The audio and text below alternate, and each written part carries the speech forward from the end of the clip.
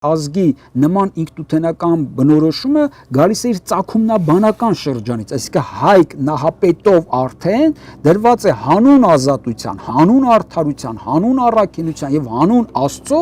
պայքարելու, նահատակվելու, կռվելու եւ նոր կյանք արարելու բանաձևը։ Սա է քաղաքակրթական այն առաքելությունը, որի մասին ես խոսում եմ։ Այսինքն նայեք,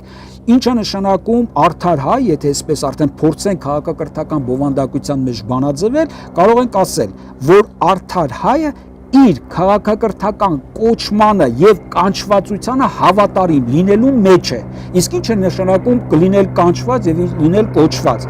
վկայել Աստծուն։ Այսինքն հայի քաղաքակրթական առաքելության Գրիգոր Նարեկացին ասում էր արդարության ուղին Աստծո ուղին է։ Այսինքն այստեղ ես կարծում եմ մեր հերոստատողները պիտի հասկանան ինչու են մեծ մտածողները դու նաև այդ թվում չէ, այլ մենք էլ իրենց հետևելով, իրենց խոսքին հետևելով ինչ ենք Աստծո արդարության հղում տալիս, որովհետև դա միակ արդարությունն է, որը բացարձակ է։